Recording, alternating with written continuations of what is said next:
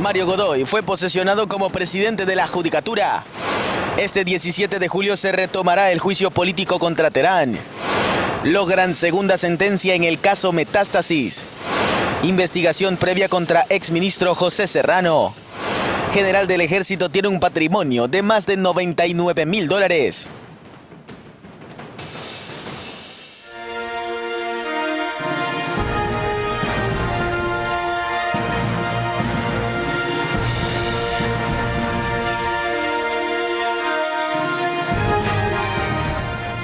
Hola, ¿qué tal amigos televidentes en todo el país? Buenos días, es un gusto compartir con ustedes un día más de Noticias Oromar. Hoy, nuestra querida y apreciada compañera Katy Vera no nos acompañará por un tema personal, pero aquí estamos con Willy para precisamente compartir con ustedes importantes informaciones, novedades alrededor del mundo provincial, nacional e internacional. Willy, ¿cómo está? Buenos días. Pedrito, ¿cómo está? Buenos días. Hay noticias importantes que nuestros amigos televidentes deben de saberla y enterarse por la pantalla de Oromar TV. Así que les invitamos para que compartan esta hora muy importante de información.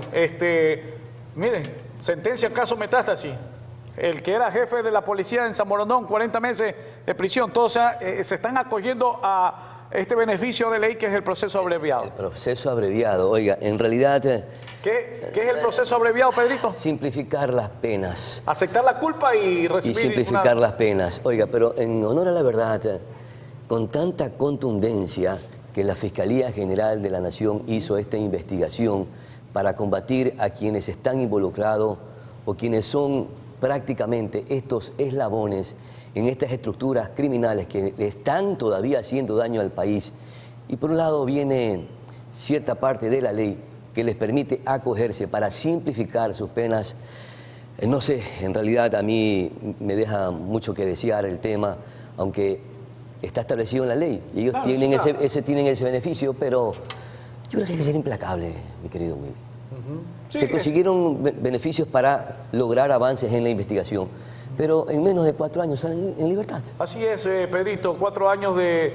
Menos de 4 años, de 3 años y medio. 3 años y pico. Sí, 3 años y medio. Están afuera, ya es más, ese tiempo no es que decir se lo cuentan a partir de la sentencia, sino que ya desde el momento que están detenidos. Que fueron capturados. Entonces ya llevan algunos meses allí detenidos y eso le va reduciendo, pero eso está consagrado...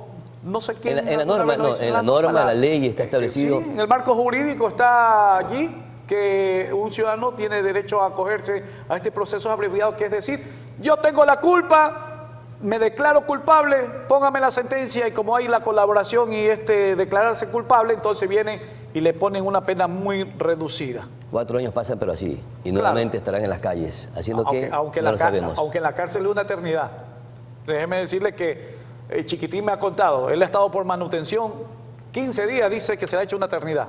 Bueno, veamos y revisaremos estos temas más adelante. En todo caso, aquí empezamos con Noticias Oromar con nuestra primera información. Mucha atención. Y es que les contamos, Mario Godoy es oficialmente el nuevo presidente del Consejo de la Judicatura. Su posesión se realizó la tarde de este martes en la Asamblea Nacional. En sus primeras palabras aseguró que sentará las bases para un sistema judicial más justo y eficiente. También señaló que su primer reto es luchar contra la corrupción y recuperar la confianza de la ciudadanía. En la gestión de Godoy se continuará con procesos disciplinarios y de evaluación a jueces. Recordemos que Godoy fue designado el pasado miércoles 10 de julio por el Consejo de Participación Ciudadana y Control Social. Prometo que aunque mi gestión sea breve, espero que sus efectos sean perdurables. Antes de concluir, quiero dirigirme a ustedes con una declaración firme y clara. Rechazo categóricamente toda intención de deshonrarme o desacreditarme, desacreditar mi apellido, a mi madre, a mi familia, a mi pareja, quien ha vivido conmigo amargos momentos producto de un canibalismo digital, y en especial a mis llamadas hijas, ambas menores de edad. El doctor Jaime Roldós Aguilera dijo: hay que permitir la discrepancia, hay que darle libre curso a la diversidad de corriente y pensamientos. Sin embargo, Las líneas de tolerancia y respeto están marcadas cuando se topan fibras sensibles, mucho más cuando de por medio se encuentran dos personas inocentes que apenas entienden lo que pasa en esta sociedad tan polarizada. Y continuamos. Este miércoles se definirá el juicio político del expresidente del Consejo de la Judicatura, Wilman Terán, y de Maribel Barreno, ex vocal de dicho organismo. La interpelación política a Wilman Terán y Maribel Barreno seguirá este miércoles a partir del mediodía. El SNAI no gestionó la asistencia de Terán, quien guarda prisión en la cárcel de La Roca, a la Asamblea para que se defienda conforme a derecho. Y pese a ello, el SNAI no realizó las diligencias necesarias para que el doctor Wilman Terán pueda comparecer de manera física a la misma. Quien sí asistió y tuvo su tiempo de defensa fue la ex integrante de la Judicatura, Maribel Barreno, quien desestimó la acusación del legislador Jorge Peñafiel. Dijo que no incumplió funciones y que su actuación estuvo enmarcada en la ley y en los procedimientos establecidos en la Judicatura. Se ha instrumentalizado procesos penales en mi contra a través de testigos protegidos que exponen guiones previamente articulados. Al menos el ex vocal Javier Muñoz tuvo la consideración de advertirme cómo iba a proceder y cómo iban a articular este proceso de obstrucción. Del juicio político aún falta la réplica del asambleísta interpelante a lo expuesto por Barreno. Si así lo cree conveniente, la ex autoridad del Consejo de la Judicatura tomará otro tiempo para desvirtuar lo que diga Peñafiel. Este mismo mecanismo se aplicará con Wilman Terán, y luego de las exposiciones de las partes, se abrirá el debate sobre los argumentos expuestos en relación con las pruebas de cargo y de descargo. El pueblo ecuatoriano, los electores a las nuevas elecciones verán quiénes realmente están con el país y quiénes están apoyando a las mafias de la justicia y de la política en el Ecuador. Nosotros vamos a votar a favor, creemos que existen los elementos, está para mí demostrada la vulnerabilidad del sistema. La incertidumbre radica en si existirá unanimidad en la votación de la bancada de la Revolución Ciudadana, cuyos votos son claves para eventualmente censurar a Terán y Barreno. Noboa en Manabí. El Gobierno Nacional anunció este 16 de julio de 2024 la renegociación del contrato de delegación del Puerto Internacional de Manta, en Manabí, con la multinacional chilena Agencias Universales S.A. Agunza. Veamos. El puerto de Manta ha sido objetado, cuestionado en muchas ocasiones, básicamente por la poca o en algunos casos se lo ha ignorado como un mal contrato en el sentido de las regalías que le entrega el Estado. El contrato de Manta de la autoridad portuaria se basó en ciertas hipótesis de carga que no se estaban cumpliendo.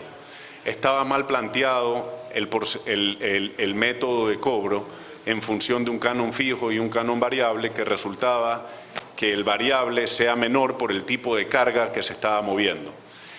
Y nosotros hemos cambiado eso a una modalidad de porcentaje sobre los ingresos, de tal manera que si es que el gestor privado, como es lógico, quiere obtener más recursos, automáticamente el Estado va a recibir más recursos. Antes, si es que nosotros cogíamos lo que recibía el puerto de Manta, lo que el Estado recibía del puerto de Manta, hoy hemos casi que duplicado, pasamos el 3% a un 7.5% de los ingresos, y esa es una muy buena noticia. Aparte de eso, un tema muy importante y que ha sido objeto de controversia es el monto de las inversiones que ha hecho el gestor privado en el puerto de Manta. Y aquí nosotros hemos implementado el tema que hemos implementado en muchos otros puertos a nivel nacional, que es el de auditar las inversiones con una empresa extranjera para que nos diga exactamente cuáles son las inversiones que se han realizado. De que estamos en pleno proceso de renegociación, que empezó con la firma de un acta transaccional y hoy día a través del desarrollo de mesas técnicas, y que en un plazo no mayor a 90 días se tendrá toda la definición que servirá para hacer un adendum a este contrato.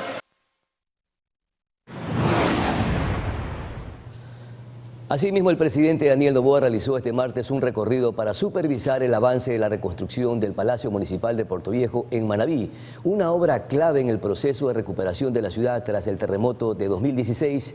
Durante su visita, el primer mandatario observó de cerca los trabajos de restauración del edificio, que incluyen la recuperación de la estructura original y la implementación de instalaciones modernas. Estas mejoras abarcan accesibilidad, tecnología y espacios adaptados para brindar un mejor servicio a los ciudadanos.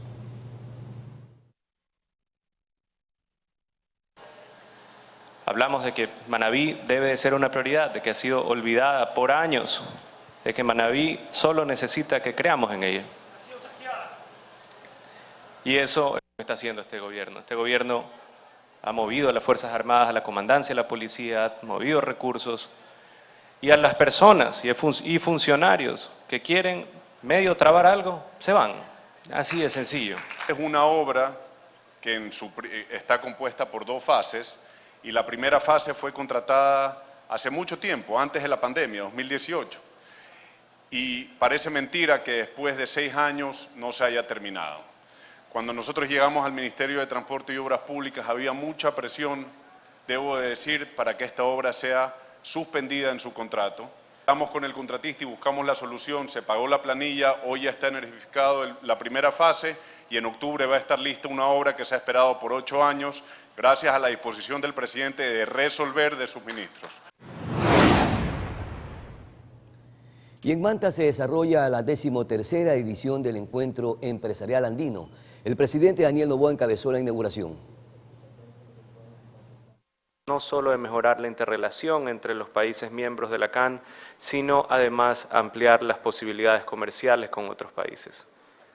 Impulsar la integración andina, consolidar la relación comercial entre los países miembros de la CAN, incrementar el comercio intercomunitario. Son los objetivos del 13º Encuentro Empresarial Andino 2024, que tiene como sede la ciudad de Manta en Manabí y cuya inauguración estuvo encabezada por el primer mandatario Daniel Noboa. En el encuentro de promoción comercial, considerado uno de los más grandes de la región, participó la ministra de Producción Sonsoles García, quien señaló que este evento es parte de las acciones para fortalecer la relación empresa-exportadores con diversos mercados internacionales. Convoca a los exportadores de Bolivia, Colombia, Ecuador y Perú a la rueda de negocios que genera nuevas oportunidades y apertura de espacios para las exportaciones andinas hacia terceros mercados. Mientras que a los compradores de España, Chile, Costa Rica, Panamá e Intracan les permite conocer los productos del sector agroindustrial, metalmecánico y químico que se generan en la zona, que cuentan con altos estándares de calidad. Diego Caicedo, representante de la Secretaría General de la Comunidad Andina CAN, se refirió a la representatividad de las pequeñas y medianas empresas pymes. Representan hoy la fuerza productiva, como se señaló anteriormente, abarcando el 90% del tejido productivo y generando 6 de 10 puestos de empleo. Es decir, cada uno de ustedes, señores empresarios, con su perseverancia y pasión, contribuyen al desarrollo económico de la comunidad andina y al mejoramiento de la calidad de vida de los ciudadanos andinos. Para esta edición del Encuentro Andino, cuya duración es de 2 días, se seleccionaron los sectores de agroalimentos, metalmecánica y productos químicos que van en línea con los flujos comerciales de los 4 países miembros de la CAN: Perú, Colombia, Bolivia y Ecuador. Tania Loor, Noticias Oro Mar.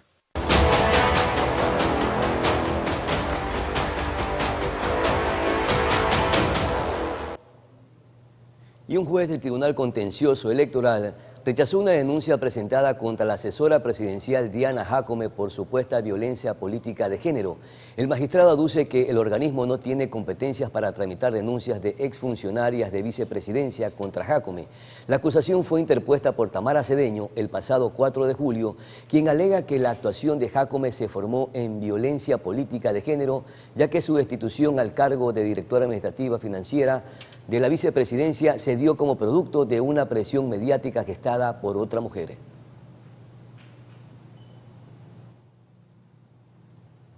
Mientras tanto, la denuncia electoral contra la vicepresidenta de la República, Verónica Abad, finalmente fue admitida y ya tiene fecha de audiencia.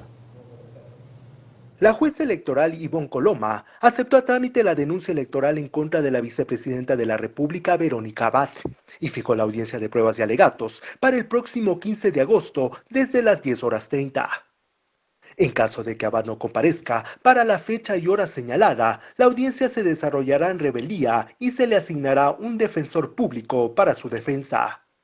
La diligencia se transmitirá por el canal de YouTube del Tribunal Contencioso Electoral. El denunciante en contra de la segunda mandataria Verónica Abad es el consejero Juan Esteban Guarderas, quien la acusa de cometer infracción electoral muy grave por una supuesta campaña anticipada, cuando era candidata para la alcaldía de Cuenca en febrero de 2023. La infracción muy grave se castiga con la pérdida de derechos políticos y multa económica. Recordar que Guarderas presentó una primera denuncia, pero esta no prosperó, porque uno de sus abogados lo acusó de falsificar su firma. No obstante, el consejero volvió a presentar la denuncia y esta es la que fue admitida a trámite. Y dos, yo lo que busco al final es que de cara a las próximas elecciones se sienta un precedente y todos se callen la boca, incluyendo los de ADN, incluyendo los de la Revolución Ciudadana. Todos tienen que entender que cuando se marca un calendario electoral de campaña, bueno, pues eso no es un chiste que se está contando desde CNE, eso no es un chiste, eso es una norma que tiene que ser respetada. La denuncia coincide con la intención del gobierno para que Verónica Abad salga de la vicepresidencia. En Quito, Juan Correa Rodríguez, Noticias Oromar. En el marco del caso Nene, la Fiscalía General del Estado receptó este martes el testimonio anticipado de la presunta víctima del delito de oferta de tráfico de influencias en la vicepresidencia de la República. El declarante aseguró que el hijo de Abad, junto a Daniel R., le solicitaron dinero a cambio de una oferta laboral. La presunta víctima durante su intervención brindó detalles relacionados con un viaje que habría hecho en un jet junto con Verónica Abad y su familia, y Daniel Redolván, presunto asesor de la vicepresidenta. Según la Fiscalía, el testimonio anticipado es un elemento más que confirmaría su línea investigativa.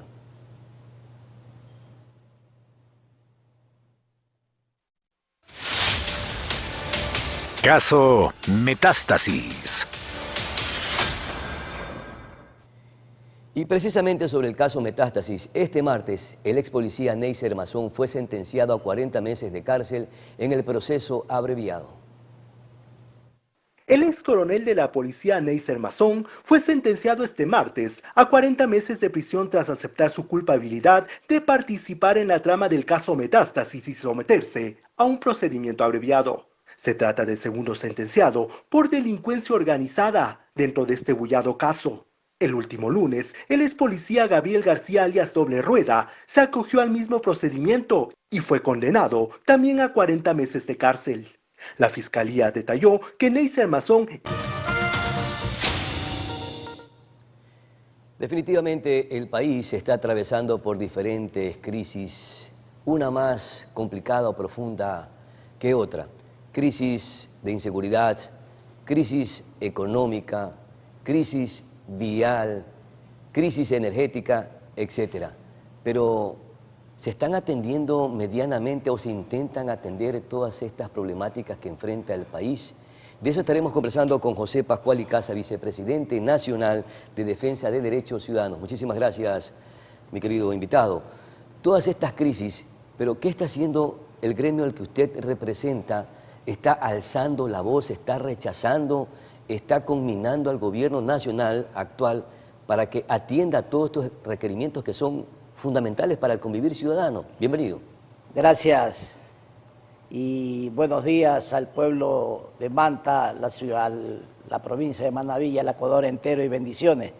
Sí, como vicepresidente del FREDADES, Frente Nacional de Defensa de los Derechos Ciudadanos del Ecuador, y ahora vicepresidente de la Junta Cívica del Pueblo de Manabí, hemos realizado diferentes acciones. ¿Por qué? Porque observamos como ciudadanos de que el país se está yendo a un despeñadero. Los que ya pintamos cana y pasamos los 60 años, venimos escuchando este cuento que yo lo he llamado en diferentes entrevistas, el cuento del gallo pelón. ¿Por qué el cuento del gallo pelón? Porque siempre nuestras mamitas nos contaban un cuento y nos quedábamos dormidos y nunca supimos el final. No sabemos hacia dónde va el país, siempre el país está de show en show, de circos mediáticos, de distracciones, de bolas de humo, de camuflajes, y no sabemos realmente económicamente, financieramente, hacia dónde vamos, mi estimado amigo. Claro, vemos que, por ejemplo, el tema vial o las carreteras de nuestro país en su gran mayoría están desatendidas, están totalmente deterioradas. Los 3 últimos gobiernos, lamentablemente, no han atendido el sistema o la red vial estatal, incluido el actual gobierno. ¿De qué manera ustedes se han acercado al gobierno actual para decir, sabes qué, atiendan el sistema vial porque está afectando a la productividad del país?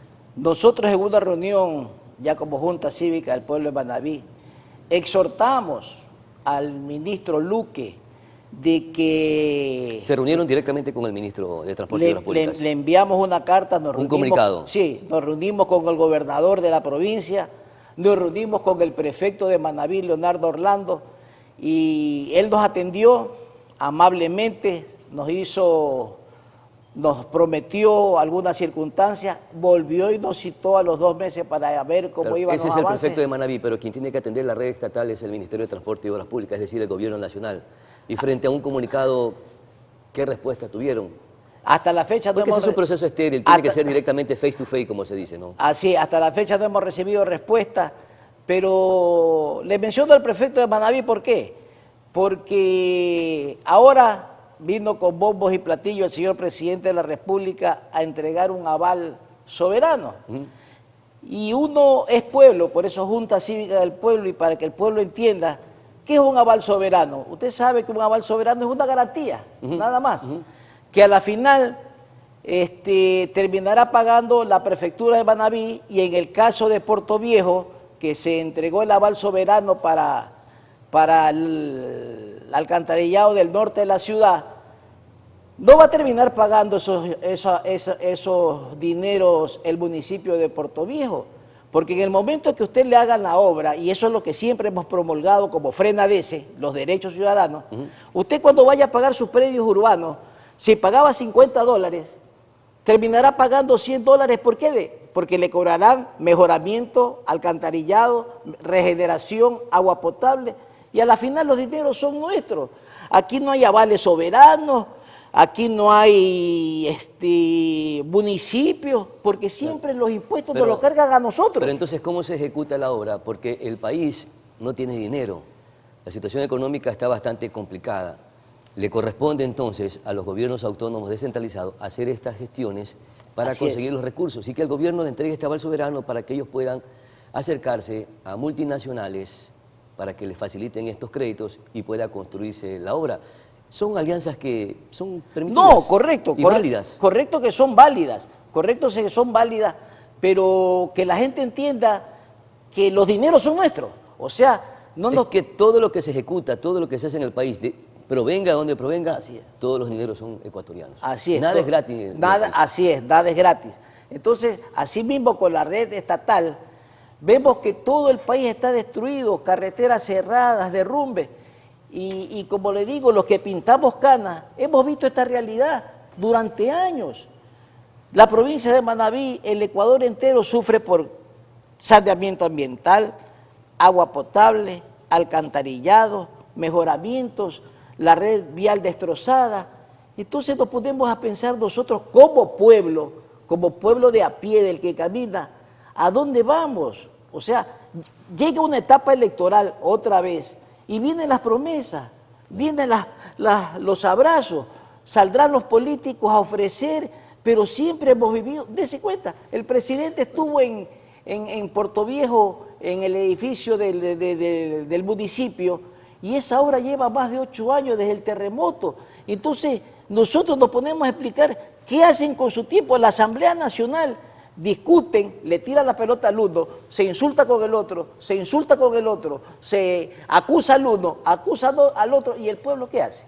Mirar nada más impávido todo lo que sucede, crímenes, asesinatos, la Asamblea... Pero para eso están gremios como usted, FRENADECE, que a quienes integran, a quienes convocan precisamente... A diferentes organizaciones sociales, que nosotros siempre hemos estado en la lucha. ¿Cómo cuáles, por ejemplo? ¿Qué organizaciones sociales? Están las juntas cívicas, se encuentran gremios de jubilados, se encuentran diferentes gremios que hemos formado el FRENADECE ya desde hace mucho tiempo. La Junta Cívica del Pueblo la integramos también los 22 cantones de la provincia de Manabí.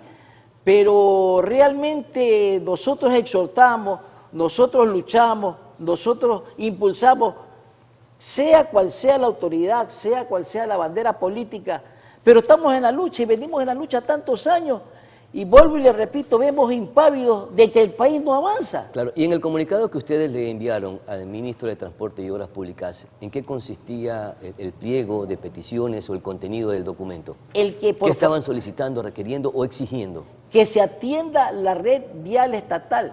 Claro. Nosotros peleamos por el puente que une Manabí con Guayas, a la altura del cantón Pichicha con el cantón de La Empalme, el puente Velasco Ibarra. ¿En qué condiciones está ese puente?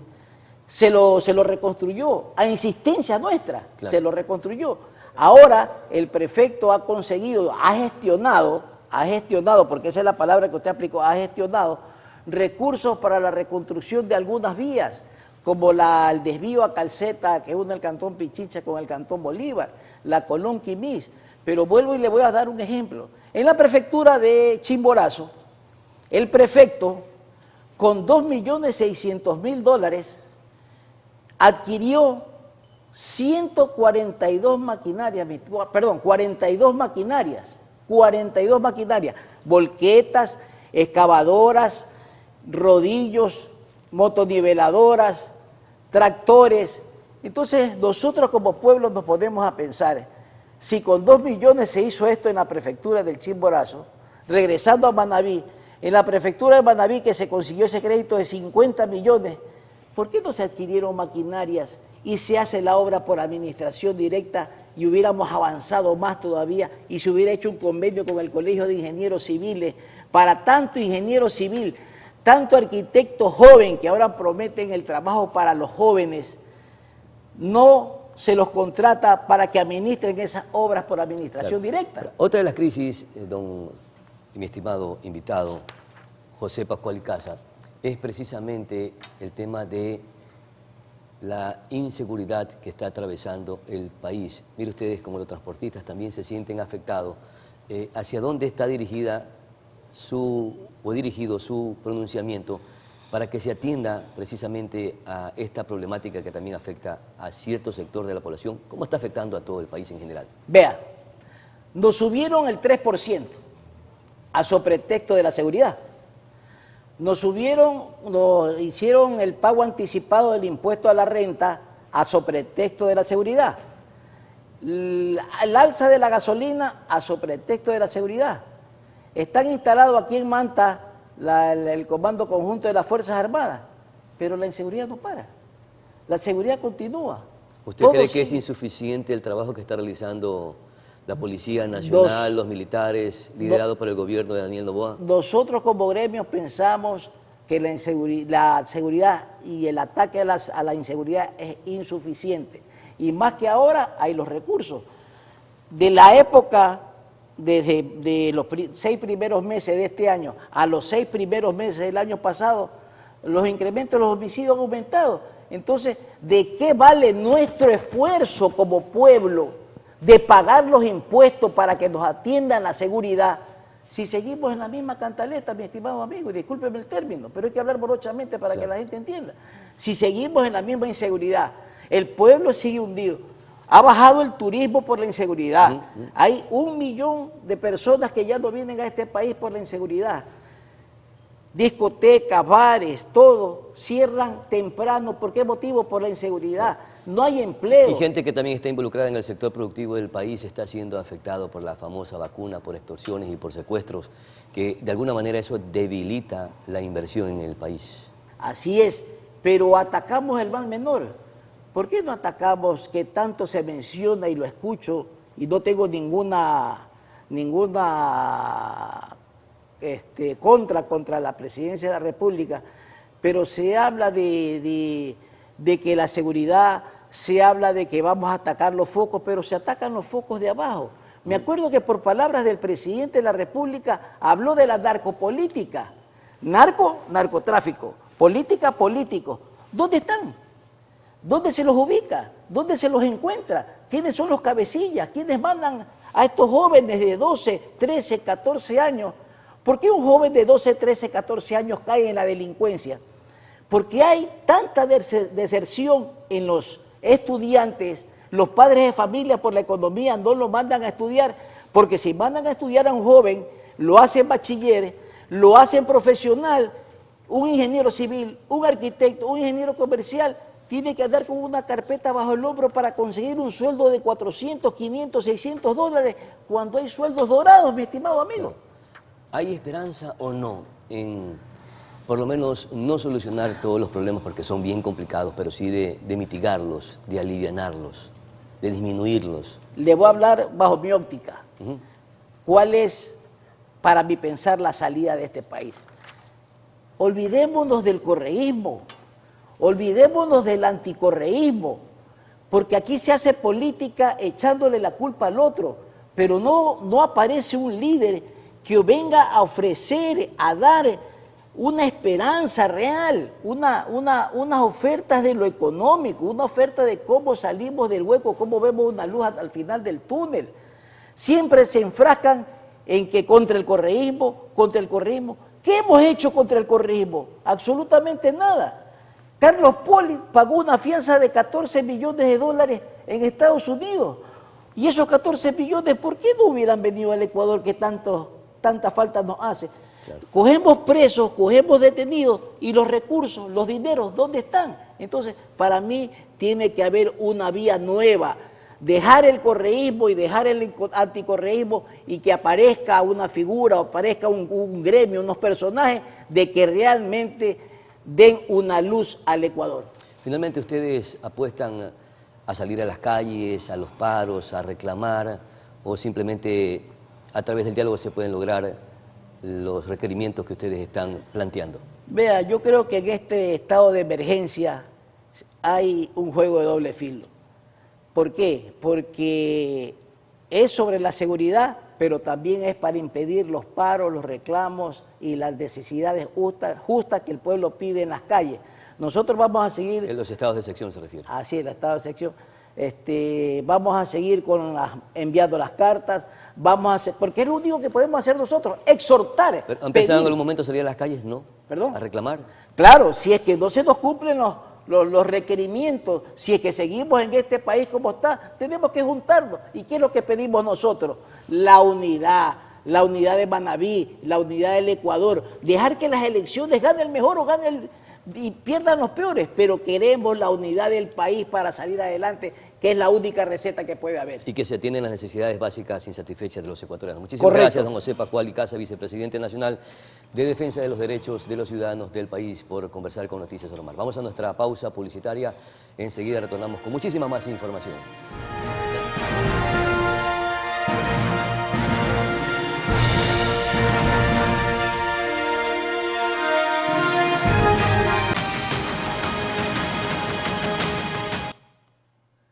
7 de la mañana, 40 minutos, momento de continuar informando. Y atención, porque en el Cantón Durán de la provincia del Guayas, la Policía Nacional incautó y continúa con operativos de controles justamente en el sectores priorizados por sus índices delictivos en este cantón.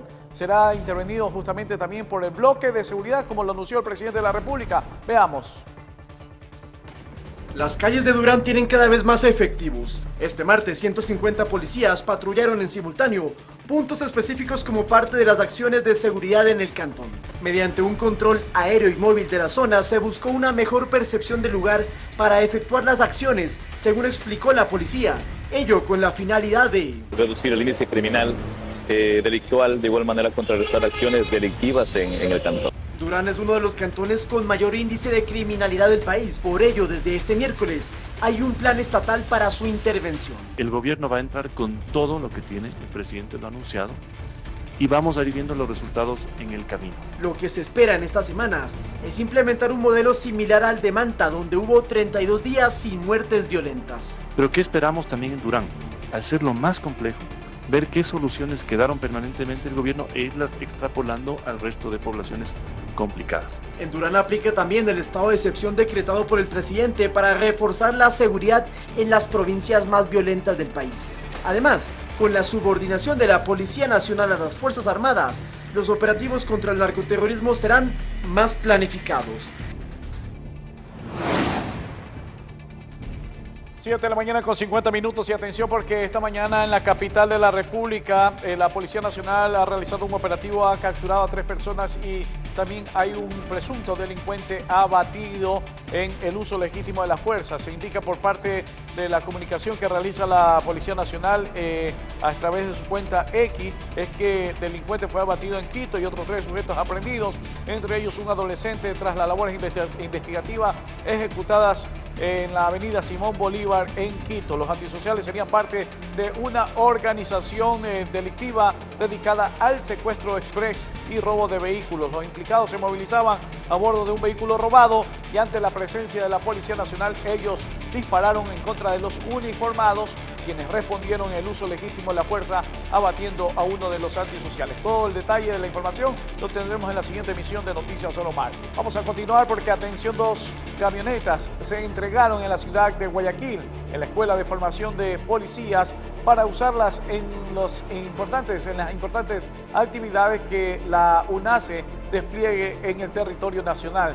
Según la compañía que las donó, los desafíos que atraviesa el país en los actuales momentos en términos de inseguridad ameritan a unir fuerzas para garantizar un ambiente que permita seguir aportando al desarrollo de nuestro Ecuador. Ahí está la donación de 2 camionetas para el trabajo que realice la UNACE, esta unidad de la Policía Nacional que lucha contra delitos de secuestro y extorsión.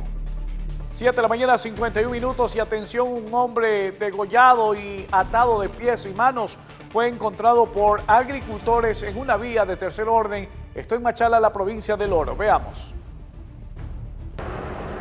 Amarrado de pies y manos y prácticamente decapitado. Así fue encontrado el cadáver de un hombre en un botadero de basura ubicado en una guardarraya que conecta con la vía Pajonal, en Machala, provincia de El Oro. La víctima, cuya identidad aún no ha sido confirmada, solo vestía una pantaloneta roja y estaba descalza, lo que ha llevado a las autoridades a suponer que podría tratarse de una persona en situación de calle. El hallazgo ocurrió cerca de las 7:30 de la mañana de este martes 16 de julio. Las primeras investigaciones indican que el hombre fue llevado hasta el lugar amarrado de pies y manos. Posteriormente, fue colocado boca abajo en el suelo y degollado. Podemos observar un cuerpo boca abajo. Se encuentra un cuerpo completo. Solo un trozo de piel mantenía unida la cabeza con el cuerpo. Pese a la violencia del ataque, no se encontró en el cuerpo de la víctima heridas de bala ni de otras armas blancas. El macabro hallazgo fue realizado por ciudadanos que se dirigían a una finca para realizar labores agrícolas. Al observar el cadáver amarrado, dieron aviso a las autoridades pertinentes. Se encuentra estado tapado con hojas o con escombros de la bananera misma, entonces se puede presumir que este cuerpo fue de pronto botado o tapado para que obviamente no sea divisible con facilidad. Hasta la realización de este informe, los restos continuaban en el centro forense de la localidad a espera de ser reconocidos. Los uniformados dieron a conocer que el infortunado hombre tenía 2 tatuajes, en la muñeca izquierda una especie de cruz y en la mano derecha 3 estrellas. La información fue proporcionada a fin de lograr identificar a la víctima. A momento las autoridades no manejan una línea investigativa clara respecto al móvil del crimen. María José Pino Argote, Noticias Oromar.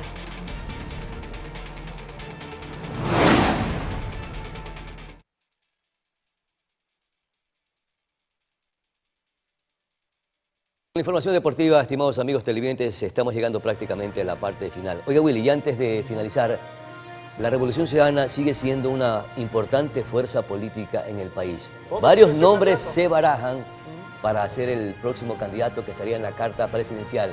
¿Cuál cree que serían de ellos? Hay algunos, está la que participó ya Luisa González. Luisa González, está el que fue presidente de la Judicatura, está la prefecta de Pichincha. Paola Pavón. Sí, y hay algunos. Tate Verduga, del consejero de Participación Ciudadana. Hasta Goku quiere participar. En Revolución Ciudadana. Sí, él es afiliado del 2017. ¿Por qué le hice esta pregunta antes de cerrar el noticiario? Porque el día de mañana estaremos conversando con Jean Íñigue, eres del Buró de la Revolución Ciudadana, precisamente sobre las candidaturas de la Revolución Ciudadana y sobre este proceso democrático que ya está encima de los ecuatorianos a pesar de la crisis o de las varias crisis por las que estamos atravesando. Y que ese movimiento no puede fallar en las próximas elecciones porque ya ha venido perdiendo consecutivamente algunas elecciones y que, Dios mío, están viendo cómo encontrar la persona ideal ahí. Resucitan políticamente. Muchísimas gracias, Willy. Con esto estamos llegando prácticamente a la parte final.